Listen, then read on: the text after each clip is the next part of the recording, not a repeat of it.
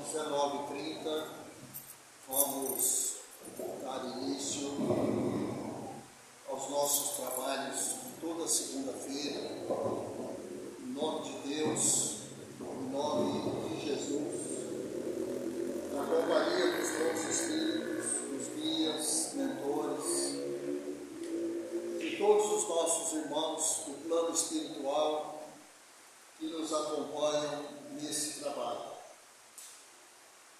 Pedimos à espiritualidade que zele pelo equilíbrio vibratório do ambiente dessa sala, não permitindo a presença de entidades que não estejam alinhadas com os propósitos da reunião. E aos encarnados, nós pedimos que se concentrem nas preces, nas orações, elevando o padrão vibratório, para que possamos estabelecer uma comunhão sólida com os nossos irmãos do plano espiritual. Pai nosso que estais no céu, santificado seja o vosso nome. Venha a nós ao vosso reino, seja feita a vossa vontade, tanto na terra quanto no céu. O pão nosso de cada dia dai-nos hoje, Senhor. Perdoa, Pai, as nossas dívidas, as nossas ofensas, assim como nós perdoamos aos nossos devedores e aos nossos ofensores. E não nos deixeis cair em tentações, mas livra-nos de todo o mal, que assim seja.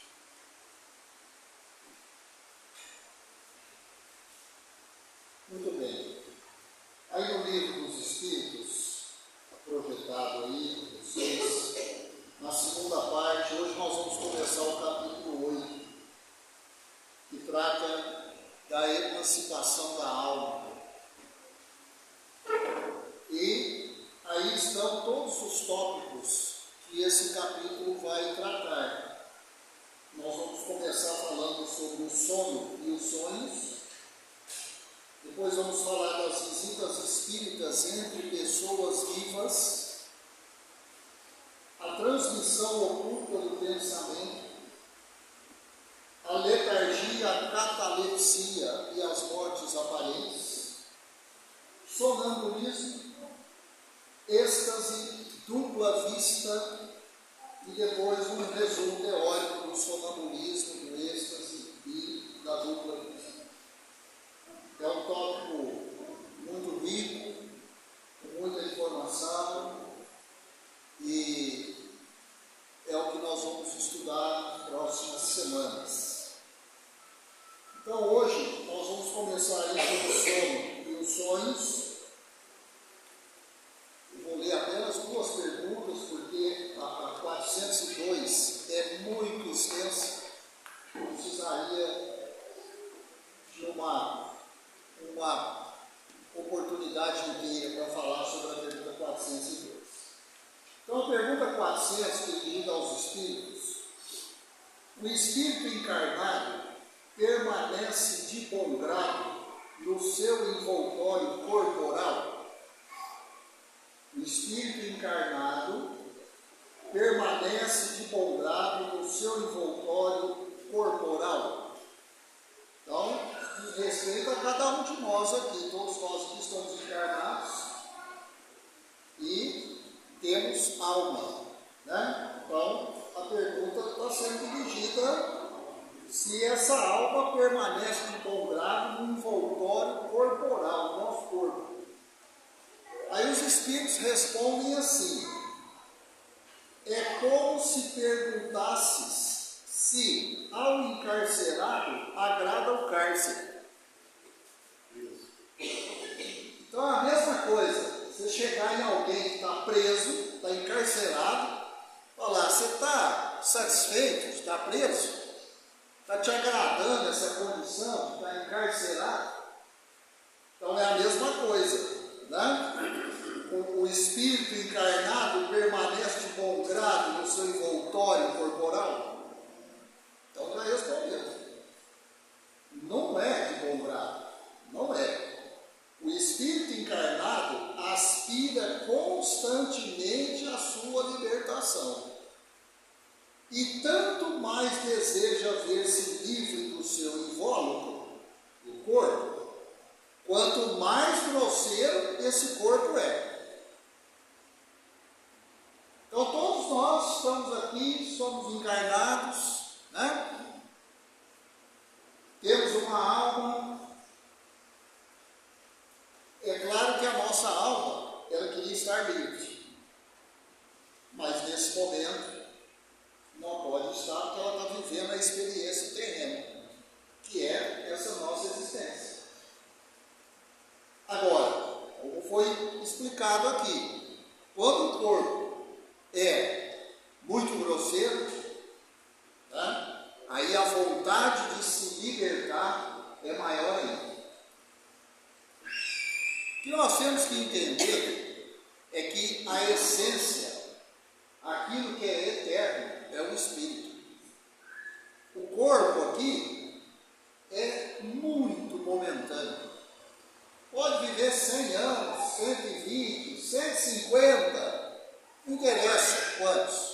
É momentâneo. Muito breve.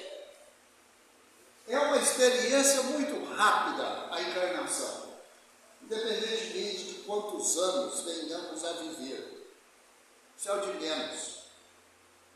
Né? O que são esses que nós chamamos de muitos anos perante a eternidade? É nada. É nada. 100 anos, nada. 110 anos, nada. E nós temos que entender isso. Né? Então, os Espíritos respondem de forma muito clara a essa pergunta dessa forma. 401.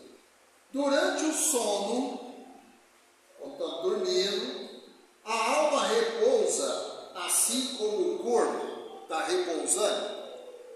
Então hoje, mais tarde, a gente vai se deitar para dar descanso para o corpo. Aí está perguntando para os espíritos, a alma também vai repousar? Não, não vai. O espírito jamais está inativo. O espírito jamais está inativo. Eu só quero deixar uma coisa bem clara. Às vezes você deve estar pensando assim, tem hora que fala alma, né? O Márcio fala alma, e lá no livro do Espírito está escrito espírito. A gente chama de alma quando estamos encarnados. Acabou. Mas já tem. Pronto. Pode continuar. Não era para ter isso. Deixa eu.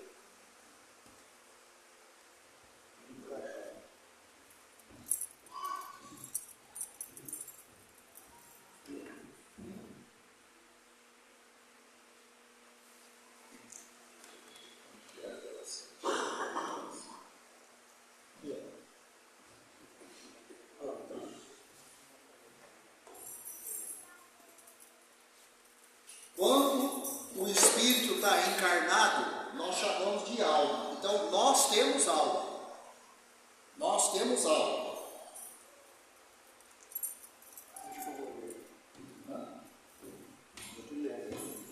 Nós temos alma. Quando desencarnamos, nossa alma volta à condição de espírito. Está claro isso? Tá? Então, enquanto encarnados, a gente chama de alma. Desencarnou, espírito. Tá? Muito bem. Durante o sono, afrouxam-se os laços que o prendem ao corpo, e não precisando este, então, da sua presença, ele se lança no espaço e entra em relação mais direta com outros espíritos. Então, assim que adormecemos, a nossa alma segue a sua tarefa. A alma não tem necessidade de descansar. Por isso que às vezes a gente, principalmente com os velórios, né? Ah, foi muito bom, ele descansou. O corpo, né? O corpo. Aí é o descanso eterno, né? A alma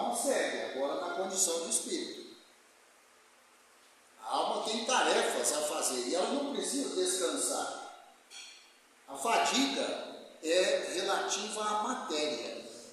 A fadiga não é relativa ao espírito. Então, essa resposta aqui deixa bem claro isso. Então, aí a importância da gente ser mais responsável com o sono. E às vezes nós não somos o responsável quanto deveríamos ser. Eu me refiro ao horário de repousar. Estou falando isso para mim, viu, gente? Eu sou quem mais tem que ouvir isso. Horário de repousar. Mas isso é científico. É científico. A preparação para o sono. Não é para comer um prato de macarronada e ir dormir. Ou um churrasco, ou uma feijoada. Aí fica complicado. Todo mundo sabe que vai ser um sono complicado. Né? Ou então, beber todas. Né? Vou tomar todas, aí eu apago e vou dormir. Não tem jeito. Não tem jeito. Tá? Há uma consequência. Pois se a alma segue, se a alma tem suas tarefas, seus compromissos, a agenda da alma é modo contínuo, é 24 horas por dia. O corpo não é 24 horas por dia. Nosso corpo não aguenta 24 horas por dia. A gente fica cansado. A cabeça cansa, né? As pernas, os músculos. A alma não tem essa necessidade. Tá? Então, isso é um alerta para a responsabilidade que nós temos que ter com o momento do dormir, o ambiente onde nós vamos dormir, as condições mentais em que nós vamos dormir. Né? Eu protagonizo uma discussão, uma briga, uma encrenca danada alguns instantes antes de dormir. É claro que vai ter efeito, mas é lógico que vai ter. Tá? Então, são muitos os aspectos, como foi bem citado aqui, o que nós citou. Isso tudo, gente, já a ciência aqui do plano terreno, ela já comprovou isso.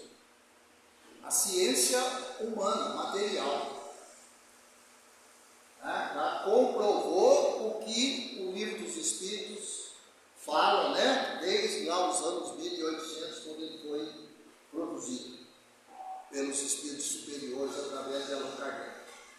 Tá bem? Nós vamos parar aqui hoje nessa, porque a pergunta 402, ela é muito extensa. Eu precisaria de uma outra segunda-feira só para falar da 402. Tá? Agora o outro está aberto aí, pessoal. Oi? Sim, o caminho verdadeiro está aberto lá em cima. Tá. Você tem caminho. Esse, né? É, só tem que acertar a lição aí. Essa aí? 40. Eu acho que é. Errei só assim. Aí, quem quiser, né, continuar esse estudo do Livro dos Espíritos em casa, pega lá o Livro dos Espíritos, capítulo 8, né, e pode dar continuidade. Ô Marcos, essa parte tem muito a ver com a palestra do X-Tudo na segunda-feira passada. Tudo a ver com a palestra que nós tivemos segunda passada, né? Exatamente. Tá?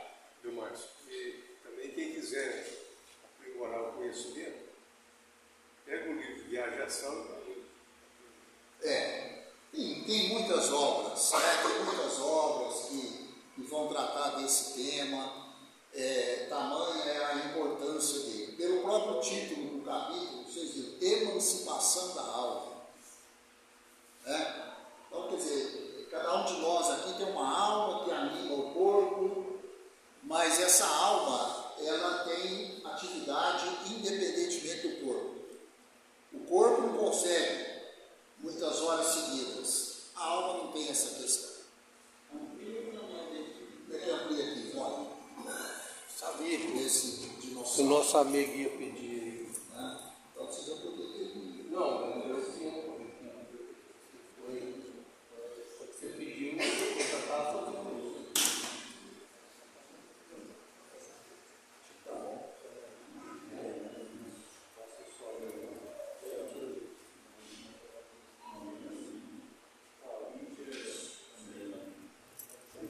Muito bem.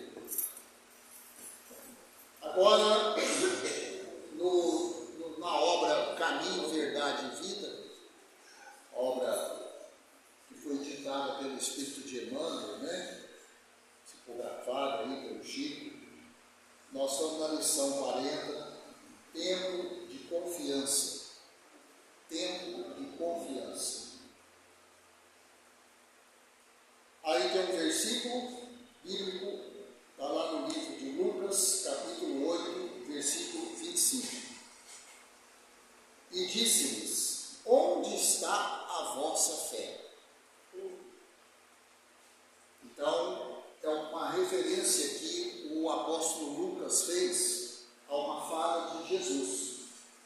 Jesus, num determinado momento, num determinado episódio, ele pergunta aos demais discípulos que estavam com ele: onde está a vossa fé?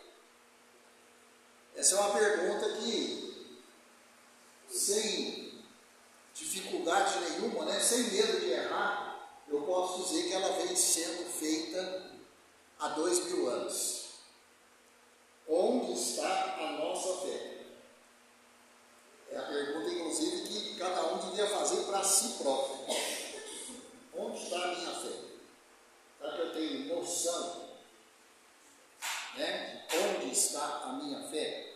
Porque muitas vezes a gente se comporta exatamente como se não tivéssemos fé alguma. Às vezes levantamos um grau de desconfiança tão grande ante as dificuldades e os obstáculos que pode se questionar: onde está a nossa fé? Né? Então essa pergunta ela atravessa aí os milênios. Com certeza atravessa os milênios. A tempestade estabelecera a perturbação no ânimo dos discípulos mais fortes. Desorientados ante a fúria dos elementos, socorrem-se de Jesus em altos brados. Então, esse é um momento que eles estão junto ao mar da Galileia, e vem uma perturbação atmosférica grande, né? Muito vento, e o mar fica extremamente agitado. Agitado a tal ponto dos discípulos ficarem todos temerosos pela segurança deles, pelo tamanho das ondas, pela agitação das ondas. Atende-os o mestre, mas pergunta depois: onde está a vossa fé? Quer dizer, os discípulos mostraram todo o terror que eles estavam sentindo, apelaram para o mestre, claro, não podia ser para outro, né? Pediram socorro, foi para Jesus. Então Jesus, no primeiro momento, socorre, mas aí faz a pergunta: onde está a fé de vocês? Onde está a fé? Né? Nesse episódio aí. O quadro sugere ponderações de vasto alcance.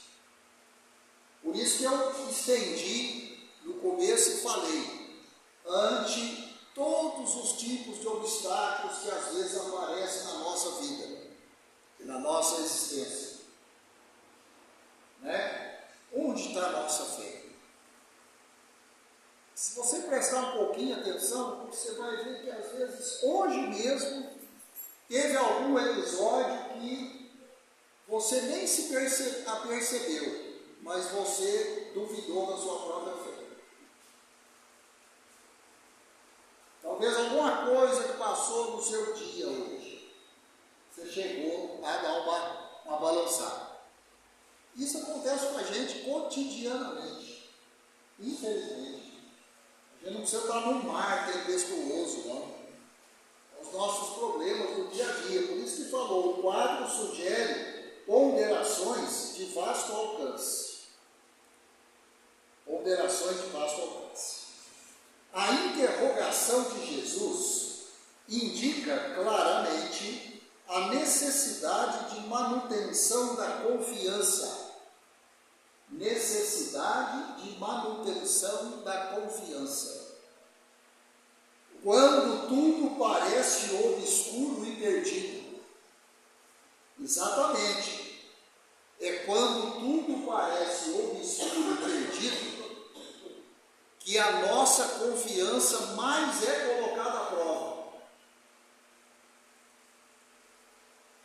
Porque quando a gente não é submetido a um teste, né, de obscuro, de falta de orientação, tão perdido, quando está tudo bem, a gente nem lembra de fé. A gente segue no modo normal. Mas a hora que aperta, vem um susto, a nossa confiança, a nossa fé é testada. E não tem quem já não tenha passado por isso. E talvez esteja passando. E vai passar ainda muitas vezes nessa existência. Faz parte da nossa experiência terrena. Né? Continuando. Em tais circunstâncias surge a ocasião da fé, no tempo que lhe é próprio. Exatamente. É na situação de dificuldade que é o momento apropriado para surgir o sentimento da fé. A situação de teste extremo. Né? É mais ou menos assim, não, porque eu tenho habilitação para dirigir, eu já dirijo há não sei quantos anos e tudo. Tá, quando o trânsito está normal, tudo bem. Eu não estou sendo testado nas minhas habilidades. Segue o modo normal. Todo mundo está dirigindo direitinho. Mas e se tiver uma emergência no trânsito que me obrigue a colocar em prática toda a minha habilidade de direção? Calma, tranquilidade, frieza. Ou eu vou entrar no pânico, no temor daquele momento e vou fazer parte do acidente. A mesma coisa. A nossa vida, a gente está sempre sendo testado. Sempre. Né? Se há ensejo para trabalho e descanso, plantio e colheita, revelar-se-á igualmente a confiança na hora adequada. Então tem momento para trabalhar, tem momento para descansar. Tem momentos para plantar, tem momentos para colher. Tem momento para ter confiança na hora adequada. E que momento que é esse? Os momentos das provações maiores. É aí que nós temos que mostrar toda a nossa confiança no irmão maior. Exatamente nessa circunstância. Nossa, agora eu estou perdido. Não está perdido. Não está. Agora eu não sei o que fazer. Existe uma luz. É que às vezes somos cegos a essa luz. Hoje eu estava vendo uma palestra, aí num dado momento o palestrante falou assim: Deus está sempre conversando conosco. Só que nós, na maior parte do tempo, somos surdos. Eu fiquei pensando nisso que ele falou. Até me desliguei da palestra por alguns instantes. Tamanho o impacto que essa frase causou. Deus está sempre conversando comigo. Só que muitas vezes eu estou surdo. Aí eu não vou escutar. Claro, eu não vou escutar. Sempre tem uma luz iluminando o nosso caminho, mas muitas vezes estamos cegos. Né? Aí você fala, não, eu fui abandonado. Eu estou sem essa luz. Eu não estou escutando orientação nenhuma do meu anjo da guarda. Será que você está com os ouvidos atentos, como deveria, espiritualmente falando?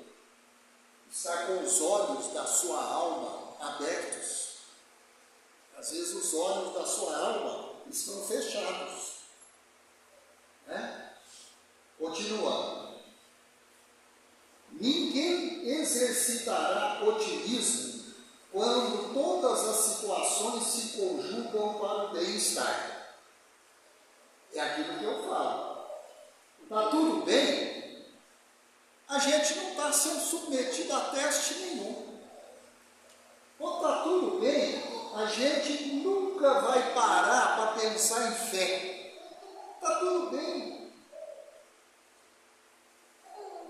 Né? Às vezes a gente tem dificuldade de agradecer quando tem um pedido atendido.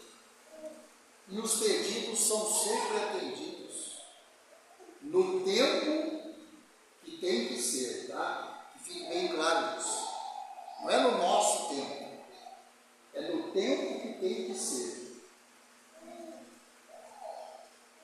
Porque muitas vezes faz-se necessário esse tempo, porque aí está a provação e o teste da nossa fé. E não cabe a gente julgar se esse tempo está sendo curto ou longo. Ah, está demorando demais o meu pedido ser atendido. Está demorando no seu relógio, não no relógio da espiritualidade. No relógio da espiritualidade vai durar o tempo que for necessário para a sua melhoria, para o seu progresso. Né? E, na maioria das vezes, fomos nós mesmos que pedimos, quando estávamos lá no plano espiritual, antes de encarnar, nós mesmos que pedimos passar por tudo isso. Nunca podemos nos esquecer disso. Se rebelar, ficar revoltado, né? Querer resolver por outros meios, como muitos irmãos, infelizmente, escolhem, dando fim à própria existência, cometendo crimes. Ah, vou resolver esse problema agora, e comete um crime. Olha quantos crimes aí, né? Temos tido conhecimento, crimes bárbaros, pesados. Estamos passando por momentos muito difíceis, muito difíceis. Sempre existiram os momentos difíceis, e a gente sempre acha que os momentos atuais são os mais difíceis. Sempre foi assim, né? É difícil demonstrar-se amizade nos momentos felizes. Aguardem os discípulos naturalmente oportunidades de luta maior, em que necessitarão aplicar mais extensa e intensivamente os ensinos do Senhor. Olha isso, hein? Aguardem os discípulos naturalmente oportunidades de luta maior, dificuldades maiores, em que será necessário aplicar mais extensa e intensivamente os ensinos do Senhor. Sem isso será impossível aferir valores. O que é aferir? É medir. É justamente nessas situações que vão ser exigidas maiores doses da nossa fé, que vai ser aferida a nossa confiança nele, que vai ser medida. Quando está tudo normal, tudo bem, tudo tranquilo, não tem como medir a minha fé. Não, está tudo maravilhoso. E quando não está tudo maravilhoso? Aí é um bom momento para medir a fé. Agora nós vamos ver quanto de fé que o Márcio tem. Vamos mandar umas dificuldades lá, que eu mesmo digo, provavelmente. Então é dessa forma que acontece. E Cristo, mestre, nosso irmão maior, ele ensinou justamente isso para os discípulos. O mar não vai ficar sempre com as águas tranquilas. Vai ter aquele dia de onda forte, de ondas altas, de vento, que ameaça virar qualquer embarcação. O mar não está sempre tranquilo. Então, nos dias de maior agitação, nós vamos medir a fé. Na atualidade dolorosa, inúmeros companheiros invocam a cooperação direta do Cristo. Inúmeros quer dizer todos nós. Todos nós invocamos Cristo em alguma circunstância. E o socorro vem sempre, porque é infinita a misericórdia celestial. Mas, vencida a dificuldade, esperem a indagação. Onde está a nossa fé? Então não tem problema, podemos continuar todos nós pedindo ajuda para o nosso irmão, Jesus Cristo, nas mais diferentes dificuldades, dificuldade grande, dificuldade pequena, todo tipo. Mas não se esqueça, assim que você for atendido, eu for atendido, vem a pergunta: onde está a sua fé? A minha fé. E muitas vezes nós não vamos nem lembrar que vai vir essa pergunta, mas vai vir porque quando desencarnarmos, aí nós vamos escutar essa pergunta direitinho. Lembra quando você ficou naquela situação, assim, na sua última encarnação? Lembra do seu desespero, das loucuras que você fez? E do clima que você gerou em volta disso tudo? E quem estava perto de você foi arrastado por um turbilhão de problemas seu. Então, onde está a sua fé? Você pode não ouvir essa pergunta enquanto encarnado, porque somos ainda tão grosseiros, evolutivamente falando, que às vezes fala, eu não vou ouvir essa pergunta. Nunca ouvi ninguém me perguntando onde está a minha fé. Mas na hora que desencarnar, você vai ouvir. Quantas vezes forem necessárias. E você vai ter que responder. A pergunta tem que ter uma resposta. Igual quando o Carlão está aqui dando palestra, faz pergunta e fica esperando o público responder. Aí o público não responde, eu fiz uma pergunta. Tem uma resposta. E outros obstáculos sobrevirão. Outros desafios, outros momentos que nossa fé será testada. Até que o discípulo aprenda, discípulos somos nós, tá? A dominar-se, a educar-se e a vencer serenamente com as lições recebidas. A gente sabe que não é fácil. Não é fácil. Você deve pensar assim, poxa, Márcio, se foi difícil para os discípulos que acompanhavam Jesus, estavam ali lado a lado com ele, sempre. Imagina nós. E você acha que Jesus não está com a gente também? Lógico que está. Lógico que está. Tá? Então esse argumento não procede. Ele está com a gente também, como estava com os discípulos lá 2000 anos atrás, no mar tempestuoso. Então, todos os dias nós temos mar agitado na nossa vida. A gente precisa ser mais firme, precisa ser mais forte. Esse final aqui, outros obstáculos sobrevirão.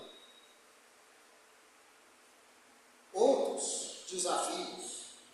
Até que a gente aprenda a dominar-se, a educar-se e vencer serenamente as lições recebidas.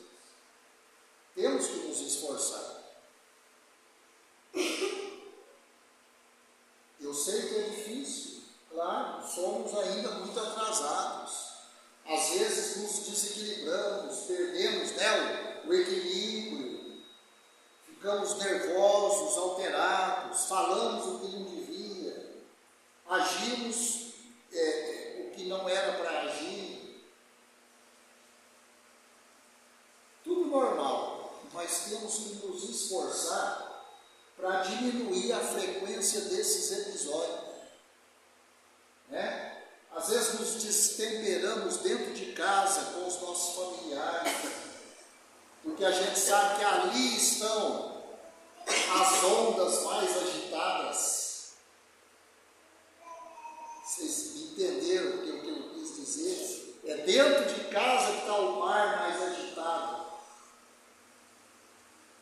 Então é ali que nós temos que aprender a navegar. Ah, mas o outro desregula e desequilibra também. Pois é, responda por você, não pelo outro. O outro responde por ele, eu respondo por mim, você responde por você, e assim por diante. É o que Jesus questionou os discípulos: onde é que está a fé de vocês? Ele não perguntou onde é que estava a fé dele. Ah, mas ele era Jesus, ele não tinha que ter medo. Porque teve um discípulo nesse episódio aqui que falou isso, teve a coragem de falar isso para Jesus. Não, mas você é o mestre, por isso que você está aí tranquilo. Ele falou, mas é isso que eu estou ensinando. Que você tenha essa tranquilidade. Tem nada a ver que eu sou o mestre, vocês são os discípulos. Tem nada a ver. Ele falou desse jeito, não com essas palavras, né? Mas ele falou nesse sentido.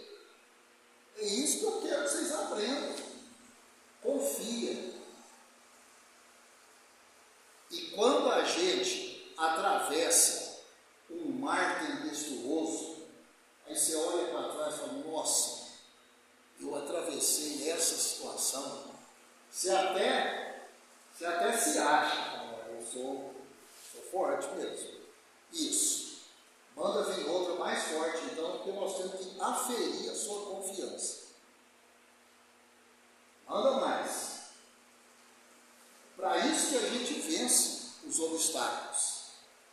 Para suportar obstáculos maiores. A pessoa, se nunca tivesse obstáculo nenhum, dificuldade nenhuma, não estaríamos aqui na Terra, tendo essa conversa aqui, não. Com certeza que não. Estaríamos em outro mundo. Já seríamos anjos, evoluídos. Não passaríamos por isso.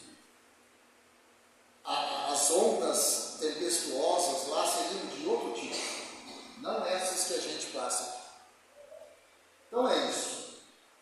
Lamentavelmente, eu não sei como que foi acontecer isso, porque a bateria do meu notebook estava 100% carregada. É muito estranho isso, sabe? Mas o do meu está carregado. Deu tudo seu. Pois é, mas aí tinha um PowerPoint que eu preparei para falar sobre o passe e sobre a água fluidificada. Eu vou falar na próxima oportunidade, tá? Porque eu faço questão de mostrar algumas observações que a gente fez quando a gente, na quarta-feira, estudamos sobre o passe. Nós ficamos aí mais de um ano quase estudando sobre o passe, recapitulando, né? E aprendendo aquilo que a gente não sabia. E tem alguns tópicos lá sobre a fluidificação das águas que são trazidas, sobre o passe, que a gente entende que todo mundo tem que saber. Não é só o passista, não. Todo mundo que está aqui, eu não trouxe água para fluidificar, mas você tem que saber também. Eu não vim aqui para tomar passe, mas você tem que saber também. Quando eu falo todo mundo, é todo mundo que está aqui dentro, encarnado e desencarnado. Todos têm que saber. Então, eu prometo, na próxima oportunidade, mostrar. Tá? Vocês me desculpem. Agora, nós vamos para o trabalho do passe e eu quero só pedir uma coisinha para vocês. Oração.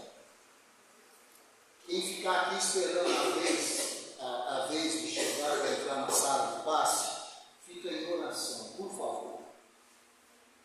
Isso é importante para o efetivo do passe. E quando você estiver sentado lá dentro, ali dentro não se conversa, disciplina. Coloca as mãos sobre a sua perna, desse jeito. Nesse sentido, eu estou mostrando que eu quero receber alguma coisa.